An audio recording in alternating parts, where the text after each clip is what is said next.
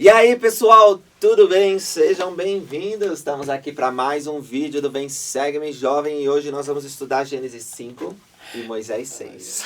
Desculpa que você tá... Parecia muito apresentador, sabe? A rádio. Bem-vindos a mais... Mas tudo bem, me tudo conter. bem. Deu certo. Vamos lá.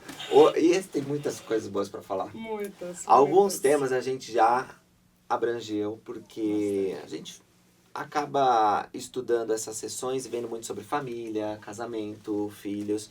Mas a gente tem alguns pontos doutrinários que a gente gostaria de falar que a gente não falou nos vídeos anteriores. E um deles, que está aqui na lição do Vem Segue-me, é: Deus nos chama para fazer sua obra, apesar de nossas imperfeições. E eu quero lembrar para vocês de alguns personagens das Escrituras que se sentiram muito incapacitados, como por exemplo Enoque, ele falou: eu sou só um menino, o povo todo me odeia e eu sou lento de falar. Quero lembrar também Moisés, que está escrevendo tanto Gênesis como o livro de Moisés, que diz: Senhor, já não era mais um menino, né? Já tinha 80 e poucos anos, quando ele foi chamado, mas ele estava longe do Egito, da casa de Israel, se sentiu incapacitado. Como que eu vou lá falar com o faraó, né? E libertar? Eu não falo bem, eu não me expresso bem. E todas essas pessoas, ao longo da história, se sentiram incapazes quando receberam um chamado. Eu quero ouvir de vocês, se vocês tiveram alguma situação que se sentiram fracos, incapazes, e como que vocês lidaram com esse sentimento. Com certeza. Acho que não só no Evangelho também, né? Em várias responsabilidades da vida, mas eu vou deixar a Alex falar primeiro. Eu acho que a dele é mais recente. Sim. Eu podia falar de diversas experiências que eu tive, que eu me senti da mesma maneira. Mas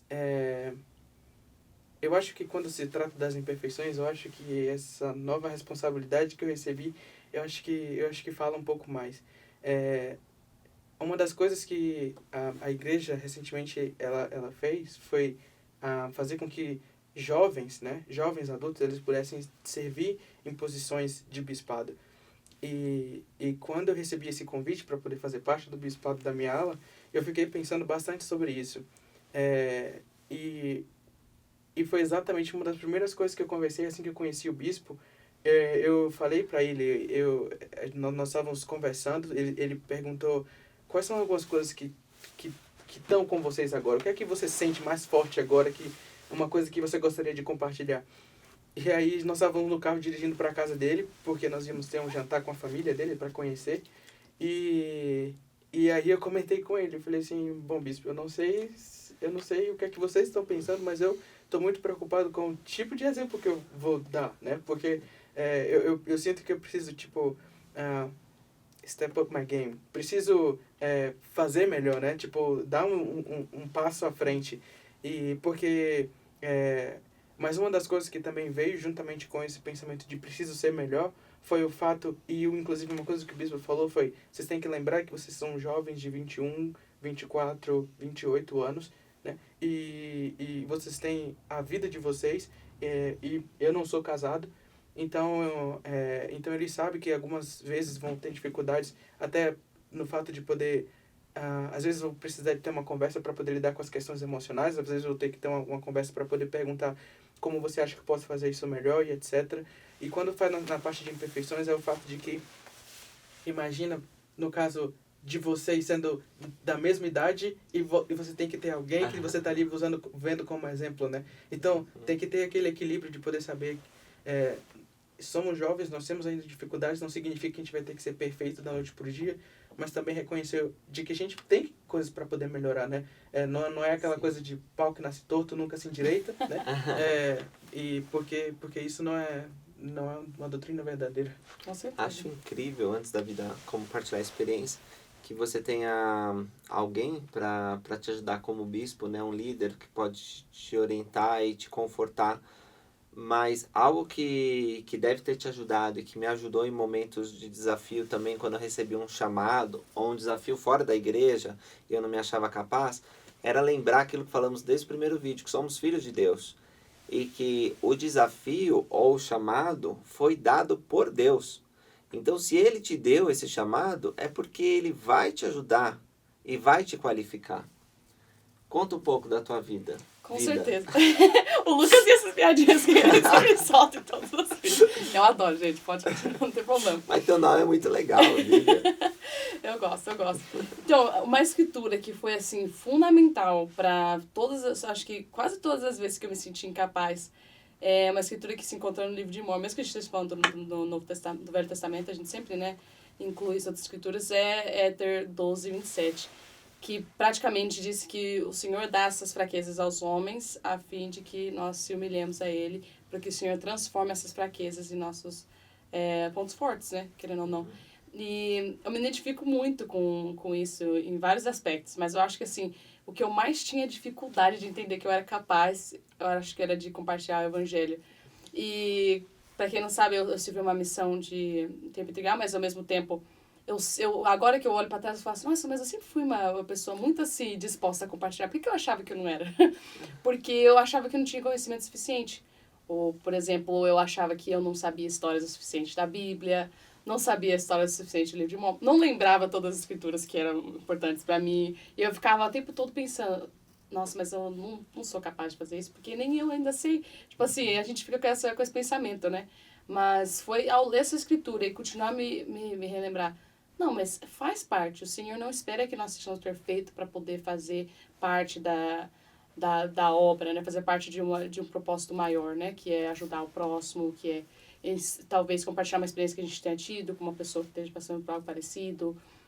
Ou simplesmente compartilhar alguma coisa que a gente aprendeu. Então, acho que é importante relembrar que faz parte, desde que a gente tenha fé de que vai dar tudo certo, né? E tá disposto a se humilhar ao Senhor, não falar assim, não vou fazer porque eu não sou capaz, deixa quieto. Exatamente. Então, depois dessa conversa, eu quero que você se lembre o seguinte: você é incapaz. Você não é capaz de realizar o que você precisa realizar sozinho. Coloca o pessoal em choque. Mas você é capaz de realizar todas as coisas com a ajuda do Todo-Poderoso, que é seu Pai Celestial. Não importa se é uma missão de tempo integral, não importa se tem um desafio familiar, né? Às vezes você tem os pais que têm problemas de álcool, de drogas, algum vício, ou eles estão no momento de divórcio. Você, como filho, se vê nesse embate, conflito emocional e muitas vezes vai envolver seus irmãos e outras pessoas queridas. Talvez tenha um desafio como os meus amigos aqui tiveram, que é perder um dos pais bem jovem. Talvez você esteja procurando como ajudar financeiramente sua família. Existem tantas coisas que podem estar acontecendo na sua vida ao mesmo tempo e você se sente incapaz. Às vezes você recebeu um chamado para ser conselheiro da ala, para ser presidente do Quórum de Elders, presidente da Sociedade de Socorro, secretário, não sei. Algum chamado que você pensa, como vou cumprir isso? Se você tentar fazer as coisas sozinho, não vai dar certo mesmo. Já posso dizer para você. Mas se você lembrar que existe um Deus e que Ele pode te dar os dons e a capacidade necessária para realizar isso, até o impossível vai se tornar alcançável, graças à ajuda de Deus. Então, confie nele. Continue orando, buscando entendimento com muita humildade e você vai realizar. Lucas, posso só... Perdão, termina. Vai realizar o impossível. Desculpa, mas eu lembrei de um discurso. Se você conseguir, vocês podem até colocar como né, uma opção para eles. Colocar aí para eles lerem depois. Isso, não sei exatamente se vai conseguir encontrar ele em português, mas se chama O Caráter de Cristo. É um discurso dado pelo Elder David Bednar. E eu acho que quando a gente fala sobre serviço, quando a gente fala sobre as responsabilidades que nós temos, etc e tal, eu lembro que nesse discurso ele fala uma das coisas que me chamou muita atenção. E ele dá um exemplo, e gostaria de só contar essa história muito bem breve, que ele conta o exemplo de uma mãe que a filha morreu e enfim, eles tiveram duas mães por causa o acidente que ocorreu, e tiveram duas mães, né, lá que perderam seus filhos e tudo mais e tal, e tinha toda aquela situação. E espero não poder tá perdendo alguma parte da história, mas basicamente foi assim. Essa mulher, ela ficou sabendo que a sua filha estava morrendo. E a primeira atitude que ela teve, ela recebeu uma ligação, enquanto ela estava no hospital, eu acredito. Ela recebeu uma ligação e durante a ligação a pessoa falou: olha, eu tô com essas coisas faltando aqui na minha casa, você tinha me dito que você ia fazer isso e eu ainda estou esperando por isso. E ela Nossa. falou que tinha uma irmã que estava cobrando algumas coisas para ela, logo, justamente naquele momento. Ela, obviamente, não sabia o que tinha acontecido, mas o The Bednar fala que ele viu o caráter de Cristo naquela mulher, que ele era o presente de destaca dela, quando, em meio a tudo aquilo que estava acontecendo na vida dela, ela ainda foi capaz de poder voltar para a necessidade daquela mulher e falar, não tem problema, estou chegando em sua casa em tanto tempo e eu vou estar aí para poder te ajudar. Ele falou... Ela foi levar comida. Ele foi levar comida, ele foi levar comida e... eu não lembro se exatamente ele tinha comentado que a mulher ela teve uma atitude como, tipo... eu preciso disso, sabe? É lógico que o fato de poder ajudar alguém com a comida não era um problema, mas alguma coisa no processo fez com que ela pudesse ter uma abordagem um pouco mais agressiva. Mas o que chama a atenção no fato é que como aquela mulher ela teve capacidade de poder olhar para a necessidade dos outros quando estava mais difícil para ela. E eu acho que isso fala sobre o caráter de Cristo e ensina também como a forma de servir aos filhos do Pai Celestial. Ela estava a caminho do hospital para reconhecer que a outra menina que tinha falecido era filha de uma outra mãe. Isso. E no caminho do hospital ela foi levar comida. Ou seja, filha dela acabou de descobrir que a filha dela faleceu, estava a caminho para poder identificar a outra moça que faleceu, deixou ou melhor, foi até lá essa outra mulher que para deixar comida para ela. E meio a esse caos, tudo isso está acontecendo. E de pensar que teve que deixar de lado todo o sentimento, todas as coisas que estavam passando na cabeça dela de tipo, eu acabei de perder a minha filha. Nossa, é muito forte. Acho que isso ensina várias lições. Uma delas é que talvez a gente tenha que parar de se preocupar um pouco conosco mesmo e começar a pensar nos outros. E isso vai ajudar o nosso fardo a ficar mais leve. Então, quando você receber um desafio, quando você ter uma adversidade para passar, talvez pensar que outras pessoas também têm dificuldades e desafios e por mais que você se sinta sobrecarregado, se você estender a mão para ajudar alguém, o seu fardo pode se tornar mais leve. E Cristo pode te abençoar de uma maneira que a mente mortal não consegue compreender. E tirar o seu próprio ego do caminho também, né? Esse mesmo discurso fala muito na carta de Cristo. Você parar de pensar nas suas imperfeições, na sua capacidade de pensar como você realmente pode ser usado como um instrumento nas mãos de Deus. Acho que quanto mais a gente foca, eu sou incapaz, nossa, você tá vendo a quantidade de vezes que a gente tá falando, é tudo eu, né? E parar pra pensar e falar assim, o Senhor me colocou nessa posição onde eu tô hoje, nessa situação por uma razão. E pode ser que eu não seja a pessoa mais inteligente, tá? Ou conheça todas as escrituras, sabe todas as histórias, mas eu tô aqui por uma razão. E eu confio que o Senhor faz tudo em ordem. Ele chama as pessoas para ter qualquer tipo de responsabilidade por um propósito maior. E eu tô aqui para aprender e ajudar as outras pessoas. Acho que esse é o principal.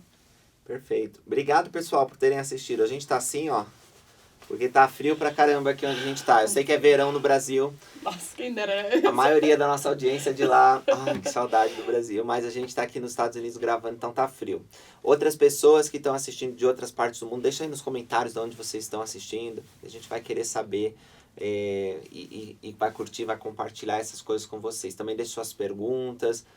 Tudo que vocês quiserem comentar sobre esse vídeo vai ser muito legal a gente ler e vai ser um incentivo para a gente continuar fazendo esses vídeos. Certo. Espero também que eles tenham estudado Vem Segue-me individualmente, né? Compartilha aí. A gente não cobre todos os tópicos, né? Todas as escrituras dos capítulos que nos é mostrado aqui no Vem Segue-me. Tem muita coisa para aprender. Tem muita coisa. Mas a gente foca geralmente 1, 2, 3 no máximo, né? Mas é isso aí. É isso aí. Obrigado por assistir. Comenta aí embaixo, como sempre, todos os comentários, sugestões. E segue a gente também nas redes sociais, nos canais do YouTube. Lucas, acho que tem 2, não tem? Temos o Videira Verdadeira e a Central do Livro de Mormon. Ele tá na frenética, inclusive dizer teu bio, o meu é Vida Melhor, então. Você pode seguir ela lá, vai ter umas dicas legais. Você faz o que no seu canal lá? Bastante desenvolvimento pessoal, mas metas e planejamento, mas eu tô começando a trazer mais essa vida aqui nos Estados Unidos. Eu tenho muitos amigos que querem saber sobre isso, ou que querem vir pra cá. Eu tenho certeza que vocês também recebem. O Alex não tem nenhum canal, mas ele vai começar um sobre o quê? Cara dele, já.